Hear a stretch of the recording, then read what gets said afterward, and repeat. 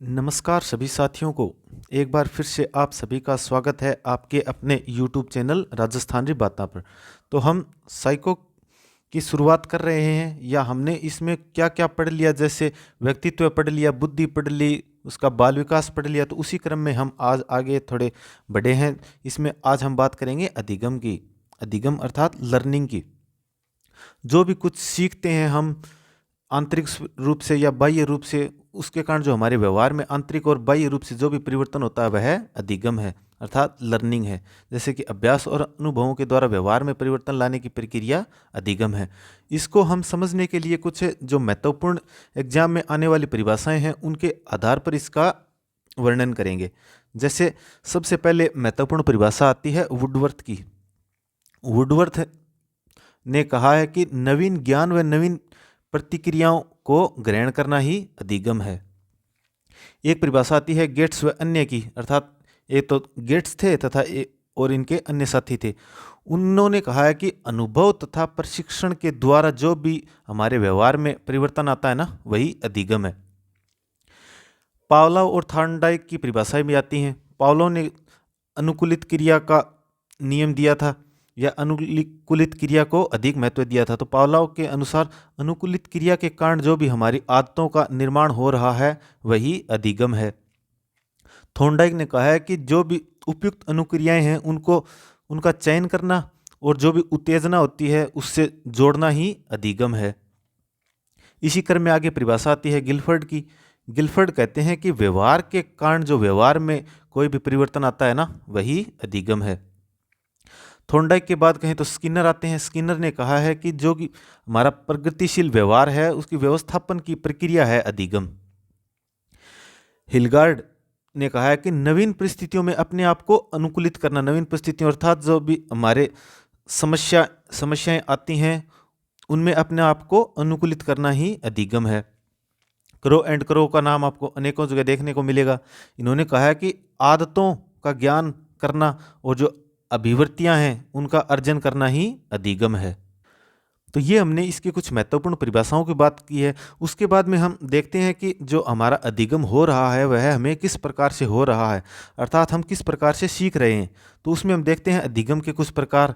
जैसे एक प्रकार आता है इसका गत्यात्मक, यानी गति वाला, जिसको बोलते हैं डायनामिक, या एक शब्द और आता है इसके लिए मोटर। तो गत्यात्मक में क्या होता है कि हम किस प्रकार से सीख रहे हैं, अर्थात हम जो भी हमारी पेशियों के माध्यम से सीख रहे हैं, अर्थात जो क्रिया करके सीख रहे हैं, या जो यांत्रिक रूप से ऊपर ऊपर से यंत्रवत रूप से सीख रहे हैं, या मूर्त किसी वस्तु को सीधा देखकर सीख रहे हैं, या शारीरिक रूप से गतिशील होकर सीख रहे हैं, तो वो सब गत्यात्मक यानी डायनामिक के अंतर्गत आता है। इसमें कुछ जैसे मैं एग्जाम्पल की बात करूँ जिससे आपको स्पष्ट हो जाएगा। जैसे कि हम टाइपिंग कर रहे हैं तो वह हमारी एक शारीरिक गतिशीलता है, और हम साइकिल चला रहे हैं तो वो भी साइकिल चला रहे हैं, तो हम साइकिल चलाना सीख रहे हैं, लेकिन सीख कैसे रहे हैं, गत्यात्मक रूप से। जैसे हम कुछ भी वाद्य यंत्र बजा रहे हैं तो वो भी इसके अंतर्गत आएंगे। जैसे कोई खेल खेल रहे हैं, जो शारीरिक क्रियाओं वाला खेल होता है वह इसके अंतर्गत आएगा। जैसे एक गत्यात्मक डायनेमिक मोटर हो गया, दूसरा होता है संज्ञानात्मी अर्थात कोग्निटिव। तो जो सेंसरों के माध्यम से हमें जो कुछ भी सीख रहे हैं वह इसके अंतर्गत आएगा। जैसे कि मानसिक रूप से सीख रहे हैं, जैसे हम बिना अपने शरीर को हिलाए भी तो सीख सकते हैं ना, अर्थात उनको अपने माइंड के अंदर सेट कर रहे हैं। जैसे कि अगर हम कोई भाषण दे रहे हैं तो वह हम पूरा सोच समझ के देते हैं। जैसे कोई हम मन ही मन में चिंतन कर रहे हैं, अपने दिमाग में चिंतन कर रहे हैं, या किसी चीज़ को लेकर या हम योजना बना रहे हैं, या कोई भी हम समस्याओं को समाधान कर रहे हैं उसके बारे में सोच रहे हैं, तो वो सब इसके अंतर्गत आएगा, अर्थात सेंसरी में या कॉग्निटिव में। तो इसके बाद में हम आगे बात करते हैं। एक शब्द आता है परिपक्वता अर्थात मैच्योरिटी।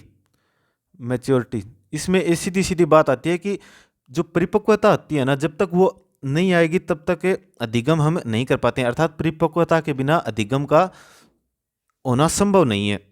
अर्थात मैं ये कह सकता हूँ कि कोई भी बात को सीखने के लिए उसके लिए पहले परिपक्व होना जरूरी है, अर्थात हम कितने परिपक्व हैं उसके लिए, वह हमारे अनुसार है या नहीं, या हमसे ऊपर लेवल की है, या हमारे मानसिक लेवल से ऊपर लेवल की है। जैसे इसमें कुछ अंतर हैं, उनकी हम तुलना के माध्यम से अध्ययन करेंगे। जैसे एक होता है अधिगम और एक होता है परिपक्वता। अधिगम जो होता है वो हमारे जो भी हम अनुभव प्राप्त करते हैं उनसे जो अर्जित ज्ञान होता है वह अधिगम है, और जो जन्मजात ही हमें जन्म से प्राप्त होते हैं वो परिपक्वता के अंतर्गत आता है। जैसे अधिगम की बात करूं तो ये अभ्यास से प्रभावित होता है, बिल्कुल प्रभावित होता है। परिपक्वता जो है अभ्यास से अप्रभावित रहता है, यानी प्रभावित नहीं होता है। अधिगम की बात करूं तो प्रत्येक व्यक्ति में अलग अलग होता है, कोई कितना सीखता है, कोई कितना सीखता है, या किसी ने कितना सीखा है और कोई उससे कम सीख पाता है। या परिपक्वता कहूं तो सभी में समान का मतलब है कि सभी में जो वृद्धि होने का क्रम है वह समान होता है, जो हम बाल विकास में पढ़ चुके हैं। एक इसमें अंतर आता है कि मन व शारीरिक दोनों रूप से होता है अधिगम, अर्थात हम आंतरिक रूप से भी सीखते हैं और बाहरी शारीरिक रूप से भी सीखते हैं। जो परिपक्वता है वह केवल शारीरिक रूप से मानी जाती है। अधिगम जो है व्यक्तिगत प्रक्रिया है, अर्थात अलग अलग व्यक्ति अलग अलग तरीके से सीखते हैं, और यह जो है प्रजातीय प्रक्रिया है, अर्थात इंसान अलग तरीके से सीखते हैं या एक ही तरीके से सीखते हैं, और पशु वगैरह ये सभी अपनी अलग प्रजाति के हिसाब से सीखते हैं। जो अधिगम है वह जीवन पर्यंत चलता रहता है, अर्थात जन्म से लेकर व्यक्ति जब तक मर नहीं जाता है तब तक वह कुछ न कुछ सीखता रहता है, अर्थात अधिगम करता रहता है। जो परिपक्वता है या शारीरिक वृद्धि कहें वह एक निश्चित समय तक, एक अवधि तक ही चलती है। अधिगम है वह बिल्कुल वातावरण पर आधारित होगा, किस प्रकार के वातावरण में हम रह रहे हैं, और जो मैच्योरिटी है वह वंशानुक्रम पर आधारित होती है। इसमें जैसे कुछ एग्जाम्पल मैं बताऊं, जैसे पढ़ना, लिखना, नाचना, कूदना, तैरना, ये जो है ये अधिगम के अंतर्गत आते हैं। और जो शारीरिक प्रतिक्रियाओं के अंतर्गत, जैसे बच्चे घुटनों के बल चलते हैं तो वह मैच्योरिटी है, वह मैच्योर होगा तभी कुछ आगे अधिगम कर पाएगा। तो उसमें जैसे चलना हो गया बच्चे का, उसके जो हम पढ़ाई कर रहे हैं या अधिगम कर रहे हैं उसके लिए पहले हमें वह ताकत अर्जित करनी पड़ेगी। ठीक है, तो ये अधिगम और परिपक्वता में कुछ एग्जाम्पल देखे हैं हमने, या इनकी तुलना के माध्यम से अध्ययन किया है। तो इसके बाद में हम अधिगम में चर्चा करते हैं जो इसके महत्वपूर्ण सिद्धांत हैं, अर्थात अलग अलग मनोवैज्ञानिकों का अलग अलग मानना है कि कौन किस प्रकार से सीखता है। जैसे इसमें सबसे महत्वपूर्ण सिद्धांत आता है थॉर्नडाइक का भूल व प्रयत्न का सिद्धांत आता है। थॉर्नडाइक का जो आपने सुना होगा कहीं ना कहीं, थॉर्नडाइक की बिल्ली, ऐसा कुछ सुना होगा। तो इनका जो प्रयोग था वह बिल्ली के ऊपर था। तो इनकी एक जो पुस्तक थी एनिमल इंटेलिजेंस, उनमें इन्होंने अपने जो प्रयोग थे उनको प्रकाशित किया था। और एक अन्य पुस्तक है इनकी एजुकेशनल साइकोलॉजी, अर्थात जो इनके प्रयोग हैं उनको शिक्षा के क्षेत्र में किस प्रकार से कार्य करना है। तो भूल व प्रयत्न का सिद्धांत आपको सीधा सीधा पहले तो ध्यान में रखना है कि थॉर्नडाइक का है। इसमें भी कई बार सीधा एग्जाम में इसके अलग अलग नाम देखने को मिलते हैं, तो उन हम नामों की चर्चा करते हैं या उनको हम याद करने की कोशिश करते हैं। जैसे कि इस सिद्धांत को सबसे पहले कहा जाता है हर्ष व दुख का सिद्धांत, अर्थात इसमें दुख भी है, सुख भी है और दुख भी है। इसको कहा जाता है बहुप्रतिक्रिया का सिद्धांत, अर्थात अनेकों हम प्रतिक्रियाएं करते हुए चलते हैं। मल्टी रेस्पॉन्स थ्योरी, उद्दीपक अनुक्रिया का सिद्धांत, एक उद्दीपक होगा उसके अनुसार हम क्रिया करते हैं जो कि अनुक्रिया होती है, यानी स्टिमुलस रेस्पॉन्स थ्योरी। इसी को बोलते हैं चयन व संबंध का सिद्धांत, अर्थात सिलेक्शन एंड कनेक्शन का सिद्धांत। संयोजनवाद, संबंधवाद, ये भी इसी के नाम है, अर्थात कनेक्शनिज्म। इसको बोलते हैं अधिगम का बंध सिद्धांत, अर्थात है learning theory of a bond की लर्निंग थ्योरी। इसी को बोलते हैं परिश्रम व धैर्य का सिद्धांत। इसमें अर्थात सीखने के लिए बहुत अधिक धैर्य की आवश्यकता है तथा अधिक परिश्रम लगता है। इसी को बोलते हैं एसआर थ्योरी, अर्थात स्टिमुलस रेस्पॉन्स थ्योरी। ये जो इसके कुछ महत्वपूर्ण नाम है जो कि एग्जाम में सीधे देखने को मिलते हैं, अर्थात ये नाम न देकर भूल व प्रयत्न का सिद्धांत नाम न देकर ये नाम भी कई बार आ जाते हैं। प्रयोग की हम ज़्यादा चर्चा नहीं करेंगे क्योंकि प्रयोग आपने पढ़ाई होता है, या उसके प्रयोग की बात करूँगा तो वीडियो बहुत लंबा हो जाएगा। इन्होंने जो प्रयोग है वो बिल्ली के ऊपर किया था कि बिल्ली को एक पिंजरे के अंदर बंद कर दिया था तथा बाहर कोई मछली का टुकड़ा या भोजन का टुकड़ा रखा था, जिसको प्राप्त करने के लिए वह बिल्ली इधर उधर हाथ पैर मारती है, माफ करना पैर मारती है।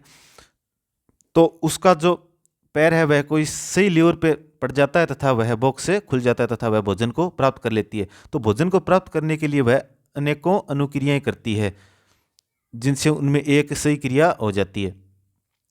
जैसे उद्दीपक की बात करूं जिसको स्टिमुलस बोलते हैं, जो हमको जो लक्ष्य प्राप्त करना है वह हमारा उद्दीपक है, या पानी, भोजन ये हो गए, ये हमारे लक्ष्य हो सकते हैं, तो ये हमारे उद्दीपक होते हैं। इसके प्रति जो हम अनुक्रिया करते हैं वह अनुक्रिया प्रति जो क्रिया करते हैं वह अनुक्रिया होती है। अर्थात पानी दिखा तो पानी पी लिया, भोजन करना या भोजन खाना, ये होती हैं अनुक्रियाएं। तो जो थॉर्नडाइक हैं इसमें इन्होंने 8 नियम मुख्य दिए थे, जिनके अंतर्गत इनके 3 तो मुख्य नियम है और इनके 5 हैं जो गौण नियम है। तो उनकी हम अभी चर्चा करते हैं जो कि एग्जाम में देखने को मिलते हैं। जैसे सीखने के पहले मुख्य 3 नियम, तत्परता का नियम, अभ्यास का नियम और प्रभाव या परिणाम का नियम।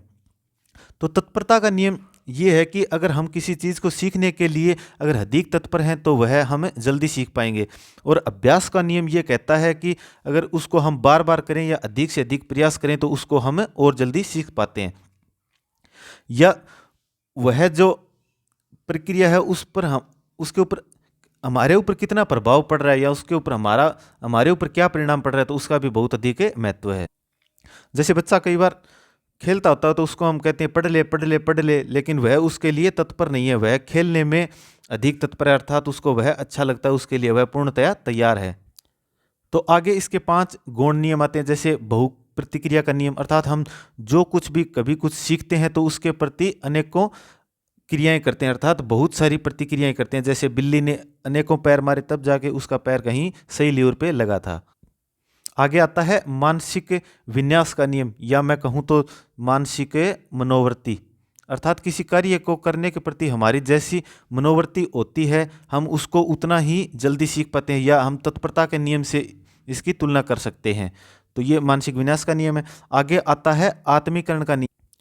आत्मीकरण का मतलब है कि जैसे हमने कोई वस्तु के बारे में, चीज़ के बारे में पहले कुछ पढ़ा होता है या सुना होता है, उसके बारे में जो भी जानकारी होती है, जब भी हमारे सामने कोई नई समस्या आती है तो हमारी जो पहली जानकारी है उसके साथ में उसका हमें सामंजस्य बैठाने की कोशिश करते हैं, अर्थात आत्मीकरण करते हैं। तो ये इसके बाद में आता है आंशिक क्रिया का नियम। जैसे कि कोई भी बड़ा कार्य है तो उसको अगर पार्टों में विभक्त करके किया जाए ना तो वो थोड़ा आसान लगता है। इसके बाद में आता है साहचर्य परिवर्तन का नियम। तो साहचर्य परिवर्तन के नियम में ये है कि जो भी हम पहले कुछ सीखे हुए होते हैं ना, उसको जो नवीन परिस्थितियां हैं उसके अंतर्गत समाहित करने की कोशिश करते हैं। अर्थात जो पहले कभी भी कोई भी वैसी हमने क्रिया की है तो उसके आधार पर उसके समान जो भी हमें दूसरी कोई चीज़ दिखती है तो उस पर हमें प्रतिक्रिया करते हैं। अर्थात जैसे कोई बच्चा खो खो खेल रहा है तो उसको पता है कि किस प्रकार से फुटवर्क काम में लेना है, तो वही बच्चा जब कबड्डी वगैरह में जाता है ना तो उसको पता है कि जो फुटवर्क है वही महत्वपूर्ण है, अर्थात उसका खो खो का वह कबड्डी के साथ में साहचर्य स्थापित कर लेता है। तो ये हमने थॉर्नडाइक के प्रयास व त्रुटि के सिद्धांत की चर्चा की है। तो इसमें हम देखते हैं कि ये हमारे जो शिक्षा के क्षेत्र में किस प्रकार से महत्वपूर्ण है, अर्थात इसके शैक्षिक महत्व देखते हैं कि शिक्षा के क्षेत्र में हम किस प्रकार से इसको उतार सकते हैं या इसका उपयोग कर सकते हैं। तो इसमें जैसे जो छोटे छोटे बालक होते हैं उनको बार बार अभ्यास के द्वारा सिखाया जा सकता है। जो भी मंदबुद्धि बालक हैं वह मैक्सिमम जो भी सीखते हैं वह अभ्यास के माध्यम से ही सीखते हैं। या धैर्य परिश्रम के गुण का विकास होता है बच्चों में, बच्चे लगातार आगे से आगे आगे क्रम में सीखते हुए चलते हैं, अर्थात क्रमिक रूप से सीखने में ये सहायता प्रदान करता है।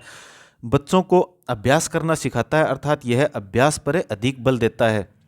बच्चे बार बार असफल होते हैं, उसके बाद में असफलता में सफलता को खोज लेते हैं। या बच्चे जो भी है करके सीखने पर अधिक बल देते हैं इसके कारण। तो ये हमने थॉर्नडाइक के सिद्धांत की चर्चा की है। इसके बाद में हम दूसरे सिद्धांत की बात करते हैं जो है अनुकूलित अनुक्रिया का नियम, जो कि दिया गया था पावलोव के द्वारा, इवान वी पावलोव के द्वारा। ये एक रूसी शारीरिक मनोवैज्ञानिक थे। इन्होंने पावलोव का कुत्ता आपने सुना होगा, इन्होंने कुत्ते के ऊपर प्रयोग किए थे, अर्थात जो कुत्ते की लार ग्रंथि है उसको निकालकर ऐसे प्रयोग किए थे। इनको कहा जाता है अनुबंधन का जनक, अर्थात अनुबंधन स्थापित करने में इनका महत्वपूर्ण योगदान है, इनको कहा जाता है अनुबंधन का जनक। जैसे हमने थॉर्नडाइक वाले सिद्धांत के देखे थे अन्य नाम, तो इसके भी कुछ अन्य महत्वपूर्ण नाम देखने को मिलते हैं जो सीधा सीधा एग्जाम में छप जाते हैं। जैसे इसको बोलते हैं परंपरागत अनुबंधन का सिद्धांत, अर्थात पुराने तरीके से ट्रेडिशनल कंडीशनल थ्योरी। इसी को बोलते हैं शास्त्रीय अनुबंधन का सिद्धांत, अर्थात क्लासिकल कंडीशनल थ्योरी। इसी को बोलते हैं प्राचीन अर्थात पुराना परंपरागत, जो बात कर चुके हैं अनुबंधन का सिद्धांत, अर्थात एंशियंट कंडीशनल थ्योरी। इसी को बोलते हैं अनुबंधित अनुक्रिया का सिद्धांत, अर्थात कंडीशनल रेस्पॉन्स थ्योरी। इसी को बोलते हैं संबंध प्रत्यावर्तन का सिद्धांत अर्थात रिलेशनशिप रिवर्सल। तो इन्होंने जो कुत्ते के ऊपर प्रयोग किया था वो आपने शायद सुना होगा या पढ़ा होगा। तो उसके हम क्विक रिवीजन करने की कोशिश करते हैं। जैसे कि उन्होंने किया था, जो कुत्ता है उसको बांध दिया था, उसकी जो लार ग्रंथि है उसको ऐसे बाहर निकाल लिया था, फिर उसके सामने भोजन दिया गया था। तो भोजन के साथ में वह जो घंटी बजा रहे थे, तो जो कुत्ते का घंटी के प्रति अनुबंधन हो जाता है, अर्थात जब भी कभी घंटी बजाई जाती है तो कुत्ते को पता लग जाता था कि अबे भोजन आने वाला है, या घंटी बजती तो वह उसके प्रति अनुबंधित हो जाता है। ठीक है। जैसे मैं आपको एक छोटा सा प्रयोग उसके माध्यम से बताता हूँ कि सबसे पहले इन्होंने भोजन दिया था तो कुत्ते को लार आ गई, जो कि उसकी स्वाभाविक प्रक्रिया, अर्थात किसी भी कुत्ते को अगर आप भोजन दिखाएंगे तो उसके लार आएगी। ठीक है। उसके बाद में क्या हुआ कि भोजन से पहले उन्होंने घंटी बजाई फिर भोजन दिया, तब भी कुत्ते को लार आई। उसके बाद में क्या हुआ कि उसने सिर्फ घंटी बजाई, भोजन नहीं दिया, तो घंटी बजते ही मैंने आपको पहले ही बता दिया है कि कुत्ते को लगा कि अब भोजन आएगा, तो घंटी बजते ही उसने लार छोड़ दी थी। जैसे कि मैंने पहले ही बताया है, ये जो भोजन है यह स्टिमुलस है अर्थात उद्दीपक है। यह किस प्रकार का है? यूसीएस अर्थात अनकंडीशनल स्टिमुलस है, अर्थात स्वाभाविक उद्दीपक है। भोजन है जो स्वाभाविक उद्दीपक है, जैसे भोजन हो गया, पानी हो गया, ये स्वाभाविक उद्दीपक है। इसके प्रति जो कुत्ते ने लार दी है वह भी स्वाभाविक है, अर्थात इसको बोलेंगे यूसीआर अर्थात अनकंडीशनल रिस्पॉन्स। तो उसके बाद में क्या हुआ कि उसने घंटी बजाई अर्थात अब की बार भोजन के साथ उसने कोई कंडीशन जोड़ दी, तो घंटी को बोलते हैं सीएस अर्थात कंडीशनल स्टिमुलस। अब की बार कंडीशनल स्टिमुलस है। उसके बाद में भोजन दिया, तो भोजन तो वही ऊपर जो हमने लिखा है क्या है? यूसीएस है। उसके बाद में जो लार आई है वह फिर से स्वाभाविक अर्थात यूसीआर अनकंडीशनल रिस्पॉन्स उसने दिया है। उसके बाद में भोजन नहीं दिया, सीधी घंटी दी है, अर्थात है क्या दिया है?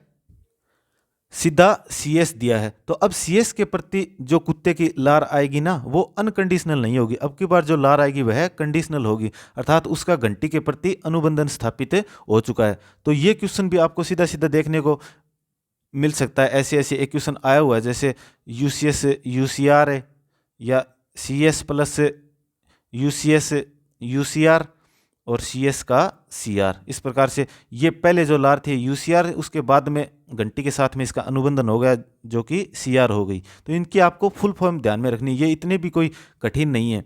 एक बार जैसे आप देख लेंगे ध्यान से तो ये आपको समझ में आ जाएगा। या जैसे एग्जाम्पल दूँ तो अगर कोई भी आपकी अगर फेवरेट मिठाई है तो वह अगर आपको दिख जाती है तो आप लार ऐसे बाहर तो नहीं गिराएंगे, लेकिन मुंह में आपके लार जरूर आ जाती है, तो हमारा वह उसके प्रति स्वाभाविक रिस्पॉन्स है, अर्थात यूसीआर है हमारा। तो इसमें कुछ महत्वपूर्ण शब्दावली आती है जिनसे भी अक्सर क्वेश्चन देखने को मिलता है। जैसे एक आती है विलोप, एक आती है स्वतः प्राप्ति, एक आती है उद्दीपक सामान्यीकरण, एक आती है विभेदीकरण और एक आती है समय कारक। तो इसकी भी हम थोड़ी सी बात करेंगे शॉर्ट में। जैसे विलोप का सीधा सीधा अर्थ यहाँ पर ऐसे है कि जैसे घंटी बजाई फिर भोजन दिया तो कुत्ते को लार आई, फिर धीरे धीरे क्या हुआ कि वह सिर्फ घंटी बजा रहे थे। अगर लगातार केवल घंटी बजाते जा रहे हैं और भोजन नहीं दे रहे तो घंटी से थोड़े दिन तो लार आएगी, लेकिन फिर वह कुत्ता भी समझ जाएगा कि ऐसे ही कर रहा है, कोई भोजन नहीं है, अर्थात घंटी से लार नहीं आएगी, अर्थात जो यूसीआर है उसका विलोप हो जाएगा। स्वतः प्राप्ति में क्या होता है कि जैसे घंटी बजाई फिर उसके लार आ जाती है, तो कुछ समय पश्चात हम देखते हैं कि विलोप हो जाता है, और विलोप के भी कुछ समय के बाद हम कई बार देखते हैं कि दोबारा अगर हम घंटी बजाते हैं तो कुत्ता लार दे देता है, अर्थात उसकी जो हमें स्वतः प्राप्ति हो गई है। उसके बाद में हम देखते हैं उद्दीपक सामान्यीकरण। उद्दीपक सामान्यीकरण का मतलब है कि कई बार हम घंटी बजा रहे थे तो कुत्ता लार निकाल रहा था, तो उसके बाद में हम देखते हैं कि कई बार अगर घंटी जैसी कोई और आवाज़ भी होती है ना तो उसके अनुसार भी कुत्ता लार दे देता है, अर्थात वह जो उद्दीपक हैं उनको समान समझता है, अर्थात उनको सामान्यीकरण बोलते हैं। आगे आता है उद्दीपक विभेदीकरण। या धीरे धीरे हम बात करें तो इसमें जैसे जो उद्दीपक होते हैं अलग अलग उद्दीपकों को भी वह अलग अलग समझने लग जाता है, अर्थात उनमें अंतर स्थापित कर लेता है, अलग अलग समझ जाता है कि यह घंटी की आवाज़ है या यह और कोई चीज़ की आवाज़ है, तो यह उसका विभेदीकरण हो जाता है। एक आता है समय कारक। समय कारक का सीधा सीधा समझ यह है कि जब घंटी बजाते हैं तो उसके आप कितने समय के बाद में भोजन देते हैं। अगर घंटी बजाने के बाद में अगर बहुत समय तक आपने भोजन नहीं दिया ना, तो जो लार टपकाने की उसकी क्रिया है वह बंद हो जाएगी। तो उसमें समय का भी सबसे बड़ा योगदान है। उसमें एक थोड़ा निश्चित समय रखना पड़ता है कि घंटी के कितने समय के बाद में भोजन देना है। तो ये हमने कुछ महत्वपूर्ण शब्दावली उनकी चर्चा की। उसके बाद में हम देखते हैं जो अनुबंध होता है ना, उसके कुछ प्रकार देखने को मिलते हैं। जैसे सहकालिक, विलंबित, अवशेष, पश्चगामी, ये 4 प्रकार मुख्य रूप से अनुबंधन के देखने को मिलते हैं। सहकालिक अनुबंधन ये होता है कि जब घंटी बजाई और उसी के साथ में उसको भोजन दे दिया, घंटी और भोजन साथ साथ में, अर्थात दोनों क्रियाएं साथ में कर दी। विलंबित अनुबंधन का मतलब कि घंटी बजाई और उसके बाद में थोड़ा सा समय निकाल दिया, फिर उसके बाद में भोजन दिया। तो फिर धीरे धीरे कुत्ते को पता चल जाता है कि घंटी बजाने के इतने समय के बाद में या घंटी बज गई है तो अब भोजन मिलेगा। तो यह जो अनुबंधन का तरीका है ना, ये सबसे बेस्ट माना जाता है। सबसे अच्छा अगर अनुबंधन का प्रकार है तो वह विलंबित अनुबंधन माना जाता है। एक होता है अवशेष अनुबंधन। अवशेष अनुबंधन ये होता है कि जैसे जो समय है उसमें आपने अंतर अधिक कर दिया, अर्थात घंटी कभी बजाई है और भोजन दे रहे हैं उसको आधे घंटे के बाद में, तो उसका अनुबंधन स्थापित नहीं होगा। तो यह सबसे खराब अनुबंधन माना जाता है। उसके बाद में आता है पश्चगामी अनुबंधन। पश्चगामी अनुबंधन का मतलब है कि इस बार आपने घंटी नहीं बजाई, उसको सीधा भोजन दे दिया। सीधा भोजन दे दिया तो कुत्ते को और क्या चाहिए, चाहे घंटी बजाओ चाहे मत बजाओ, उसको भोजन मिल गया, वह लार अवश्य रूप से निकालेगा। तो ये होता है पश्चगामी अनुबंधन। तो ये हमने बात की है पावलोव के सिद्धांत की। उसमें हमने जैसे देखा था कि इसका शिक्षा के क्षेत्र में क्या महत्व है, तो इसका भी हम देखेंगे कि शिक्षा के क्षेत्र में इसका किस प्रकार से प्रयोग कर सकते हैं या उपयोग में ला सकते हैं। तो देखिए शैक्षिक महत्व, जैसे यांत्रिक तरीके से अगर कुछ सीखना है ना, तो उसके ऊपर ये बल देता है। अगर छात्रों की बात करें तो उनमें आदतों, रुचियों और अभिरुचियों का निर्माण किया जा सकता है इसके माध्यम से। जो शिक्षण में, ये इंपॉर्टेंट बात है, जो शिक्षण में सर्वदर्शी सामग्री होती है ना, उसका उपयोग इसी सिद्धांत के आधार पर किया जाता है।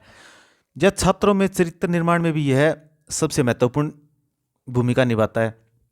या मैं कहूँ तो जो बच्चों में असामान्य व्यवहार है या उनकी जो बुरी आदतें हैं, कुछ बुरी आदतें लग जाती हैं, तो उनको भी समाप्त किया जा सकता है। या यह मुख्य रूप से बल देता है पुनरावृत्ति पर। तो आपको पावलोव में मुख्य रूप से ध्यान रखना है अनुबंधन, अनुबंधन और पुनरावृत्ति। तो ये हमने आज थोड़ी अधिगम की मोटी मोटी चर्चा की है, जिसमें हमने 2 सिद्धांतों को कवर किया है। उम्मीद करते हैं कि आपको दोनों सिद्धांत अच्छे से समझ में आए हैं। दोनों सिद्धांतों के बाद में आगे भी कुछ और सिद्धांत हैं, उनके भी हम अगली क्लास में चर्चा करेंगे। जो स्किनर का आता है इनमें महत्वपूर्ण, वाटसन का आता है, उनकी हम आगे चर्चा करेंगे। तो आज का ये हमारा सेशन इतना ही है। आप सभी का एक बार फिर से धन्यवाद। जय हिंद।